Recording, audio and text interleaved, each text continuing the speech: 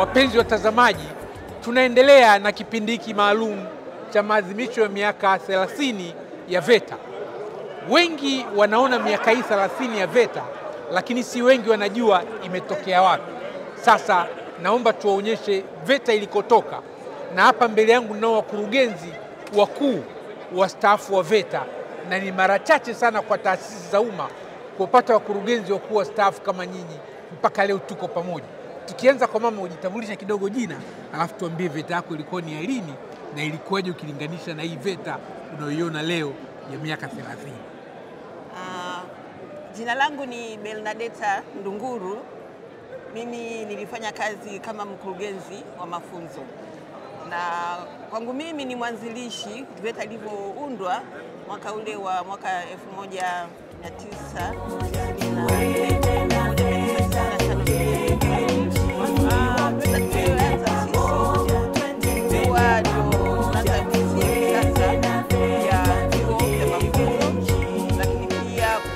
Mitaala na kazi kubwa ilikuwa ni kufanya kazi ya labor market ili kusudi mitaala yetu ifanane na mahitaji ya soko la ajira. Kwa hiyo tuliondoa VETA kwenye utaratibu wa kufanya mitaala ambayo ilikuwa tunaita ni knowledge based, lakini iwe ni demand driven, na kwamba tulitengeneza viwango vya mafunzo vinavyolingana na utendaji kazi katika viwanda. Kwa hiyo cha msingi ndio hicho tulichofanya mabadiliko makubwa na kuifanya kwamba VETA itoe wanaoajirika. Utajitambulisha jina na kutueleza kidogo VETA yako na VETA hii. Asante sana. Mimi naitwa Steven Lazaro Sorai. Nilikuwa miongoni mwa uongozi wa VETA. Nilihudumu katika nafasi ya ukurugenzi katika kanda. VETA tuliyoanzisha kwa kweli ilikuwa na kusudi la kukidhi mahitaji ya soko la ajira. Soko la ajira kwa maana soko ajira kwenye formal sector na informal sector. Kwa kweli kwa kadri VETA ilivyoendelea, jitihada hii imeweza kufanywa kazi. Kama sasa hivi tunavyoona, kuna upanuzi mkubwa wa vyuo, lakini vile vile kuna uboreshaji wa vifaa vya mafunzo vya kujifunzia. Changamoto kubwa ambalo VETA inatakiwa iangalie ni hasa kulinganisha mahitaji haya yanayobadilika kila wakati. Kwa hiyo ni kuandaa nguvu kazi ya walimu na viongozi ambao wanaweza kuivusha VETA katika nyakati zote ili kuweza kukidhi mahitaji yanayokusudiwa. Asante sana. Wapenzi watazamaji, niko mbele yangu na Dr. Adelhelm Meru. Huyu ni mmoja wa wakurugenzi ambao walianza kuifanya VETA ikaanza kuwika na kuonekana na kufahamika. Dr. Meru, tupe experience yako kidogo tu. Ulifanya nini pale VETA ikaanza kuwika, ikaanza kung'aa, ikaanza kuchanua, na ukiangalia VETA hii ya sasa unalipi la kusema kwa kifupi sana? Asante sana Pasco Mayala. VETA nimeingia 1996 kama mkurugenzi wa kanda, lakini nimekuwa mkurugenzi mkuu tangu mwaka 1998 mpaka 2003. Wakati tunaingia VETA ni ule wakati ambao tulikuwa tunabadilika kutoka taasisi ya serikali NVTD mpaka kuianzisha VETA kama mamlaka. Wakati huo bado ilikuwa hata mitaala ni ile ambayo umepangiwa, yani haiendani na soko la ajira hata kidogo. Kwa hiyo unafundisha unachokiona. Lakini baada ya kuingia tukaanza mchakato mpya, nikisaidia wakurugenzi wenzangu akiwemo Mama Ndunguru, tukabadilisha mitaala yote ya elimu ili kusudi iweze kuendana na mahitaji. Kwa hiyo tukaanza mitaala ambayo ni demand based training program na competence based education and training ili kusudi mahitaji ndiyo yapeleke mafunzo. Wakati ule hatukuwa na mfumo wa kuwakaribisha wale watu ambao wanatoa elimu ya mafunzo binafsi. Ilikuwa ni serikali peke yake, kwa uwekezaji watoaji elimu binafsi peke yao. Lakini tulilofanya jingine ni kuwaunganisha, kuambia kwamba sisi jukumu letu ni moja. Kazi yetu ni kutoa mafunzo ya elimu ya ufundi stadi. Kwa hivi nyinyi private sector na sisi serikali tukaunganisha pamoja, ndio tukaanza sasa ule mfumo wa pamoja utoaji wa elimu na mafunzo ya ufundi stadi. Muhimu naloliona sasa hivi ni kwamba aina ya mitaala imebadilika, idadi ya vyuo imeongezeka sana, lakini pia tukiangalia hata zile fani zilizokuwa zinatolewa sasa ni nyingi zaidi, na muhimu kuzidi yote ni kwamba sasa hivi mafunzo yanaendana na mahitaji ya soko la ajira, ambacho ni kitu kizuri sana katika mafunzo ya ufundi stadi. Tunaendelea kuzungumza na wakurugenzi wakuu wa VETA zilizopita, ambao hawa ndio wamepanda mbegu ya hii VETA mnayoiona leo ikisherehekea miaka 30. Kwa hiyo kuna watu wanafikiria hii miaka 30 imechipuka kama uyoga. Hapana, kama alivyosema mwenyekiti wa bodi ya VETA, kuna watu wamefanya kazi kule nyuma. Miongoni mwa hao watendakazi waliofanya kazi kubwa ni huyu mbele yetu. Utajitambulisha jina na utuambie wakati wa VETA yako ulifanya nini, hiki unachokiona na unalipi la kusema. Asante, naitwa Dr. Pancras Bujulu, mkurugenzi mkuu mstaafu wa mamlaka ya wanafunzi wa ufundi stadi VETA, niliyeongoza taasisi hiyo kuanzia mwaka 2018 hadi 2022. Na katika kipindi changu nilishuhudia VETA ambayo iliendelea kustawi, na pongeza kwanza juhudi zilizofanywa na tangulizi wangu kuweka msingi wa awali, lakini mimi pia niliweka mchango wangu katika maeneo mbalimbali. Kwanza ni katika muendelezo wa ujenzi wa vyuo vya VETA. Nilianzisha utaratibu wa VETA kutumia nguvu kazi au rasilimali ya ndani ya kujenga vyuo vya VETA katika wilaya 25 Tanzania, ambako walimu wa VETA, wafanyakazi wa VETA na wanafunzi wa VETA walishiriki kwa vitendo baada ya maelekezo aliyekuwa Mheshimiwa Rais wakati ule hayati Dr. John Pombe Magufuli alipotuelekeza kwamba VETA na sisi kama tunaofundisha ufundi stadi basi tukaonyesha ufundi stadi wetu. Kwa hiyo tulikwenda katika wilaya mbalimbali nchini na tukajenga, na kwa ufanisi mkubwa sana, na sasa hivi tulivyojenga vitu vimeshafunguliwa na vinatoa mafunzo, ikiwemo na vyuo vikubwa kama vya mkoa wa Kagera ambayo tulijenga kwa msaada wa serikali ya watu wa China, lakini bado tukafanikisha kusimamia wenyewe, na lakini tulifanikiwa pia kuingia katika mfumo rasmi wa malipo ya serikali, mishahara ya serikali.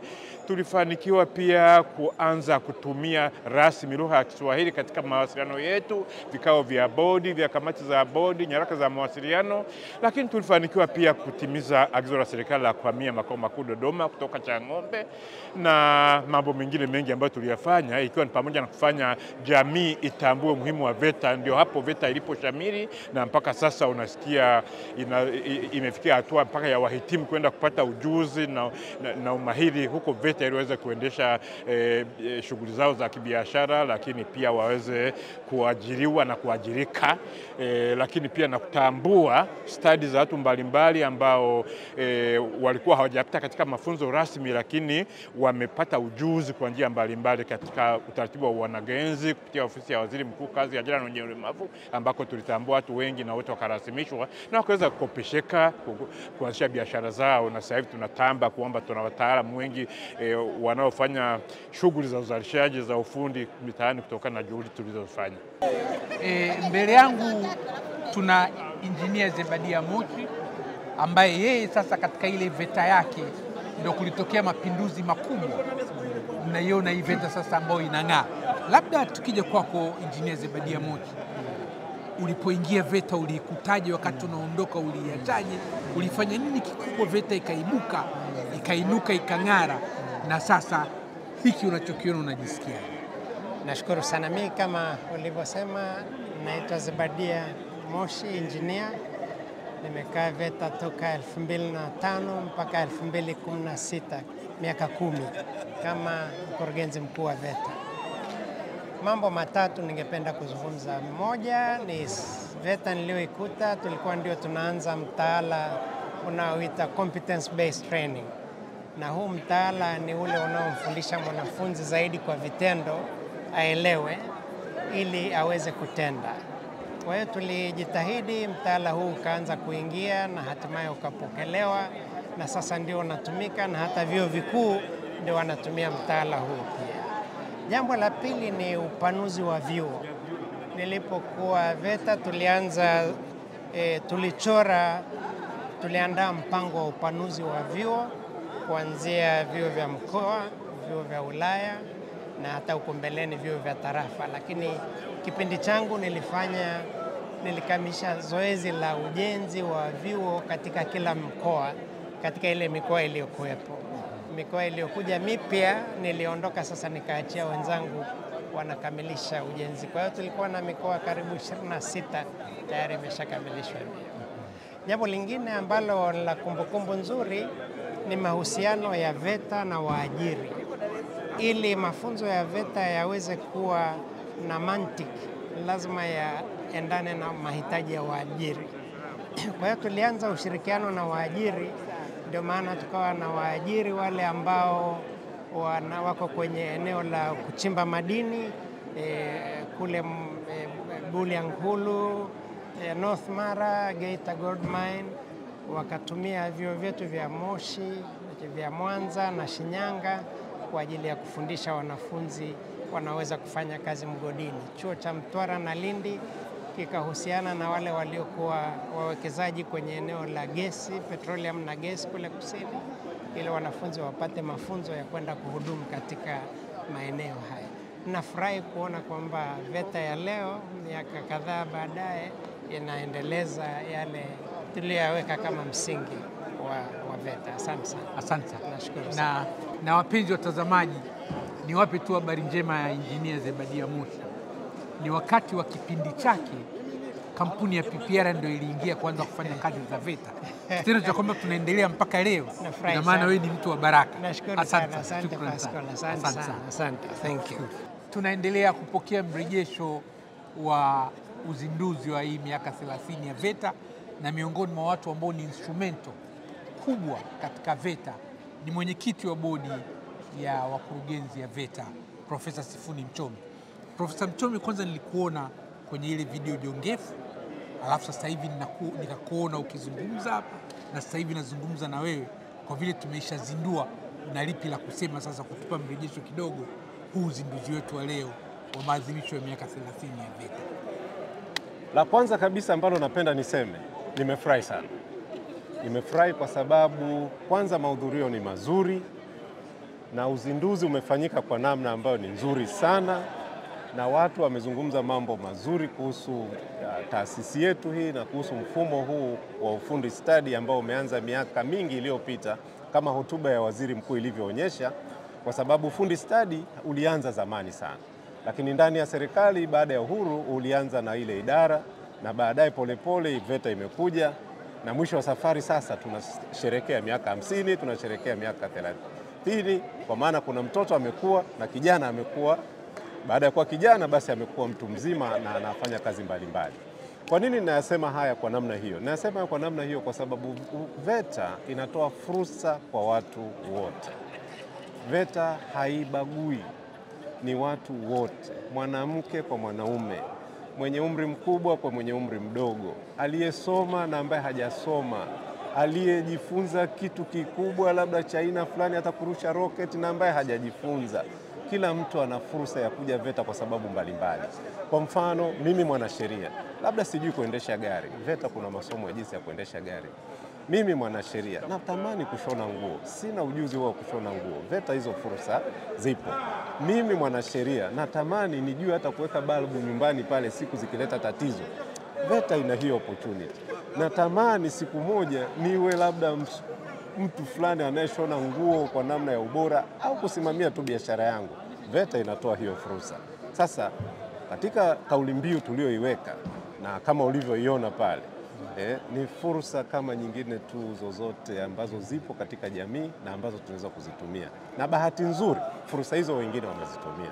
Kazi yetu kubwa sasa ni kuhamasisha watu waje, wasome, wajifunze, na kule tunawatumia watu wanaitwa wakufunzi. Watakusaidia kujua vitu mbalimbali, wengine kwa muda mfupi sana, wengine watajua kwa muda kidogo, lakini kawaida yetu sisi ni uweze kujua kwa muda mfupi, uende kwenye jamii, ukaichangie jamii katika maendeleo kwenye eneo lolote utakalochagua. Sasa hii ndio furaha yangu. Asante sana. Wapenzi watazamaji, mimi pia ninazo pongezi zangu binafsi kwa Profesa Sifuni Mchome, sio tu kwa sababu ndo alikuwa dini wangu pale Chuo Kikuu cha Dar es Salaam kitengo cha sheria wakati nasoma sheria. Pongezi zangu Profesa Mchome ninakupa kwa kuwa ready kwenye reaching out. Wakati unamtafuta, kuna baadhi ya viongozi ukiwatafuta kuambia unawahoji, atakwambia kwanza niletee maswali. Atampa ofisa habari wake mwandikie talking notes, naongea nini. Alafu atataka mpaka akavae suit, avae na tai, alafu ndo aje aongee. Profesa Mchome ukikutana naye popote kwenye kazi za VETA, kwanza mara nyingi amevaa overall na hizi nguo mnaziona ni nguo za kazi. Lakini kingine kizuri kwa Profesa Sifuni Mchome, hahitaji script wala hahitaji maswali wala hahitaji kuandaliwa. Ukimkuta tu kama ana nafasi mnakwenda, hiyo inafanya sisi watu wa habari na watu wa media tunakuwa very comfortable na VETA. Yani kwa sababu huhitaji kuleta maswali, alafu ndio ukae na mtu wako wa PR, alafu uvae na suti na tai, alafu ndio utokee. Hongera sana. Asante sana. Na jana uliongea vizuri sana. Nakushukuru sana. Yani, nakushukuru sana. Tunaongea bila maandalizi lakini unaongea kitu cha muhimu sana. Nakushukuru sana. Asante sana. Na mimi niwapongeze pia katika tasnia yenu kwa sababu mnatufanyia kazi nzuri ya kuhabarisha umma, kufahamisha umma, na ni kazi ambayo ni ya muhimu katika jamii. Na sisi kwa pamoja tunalijenga taifa. Asante sana. Asante sana. Shukrani.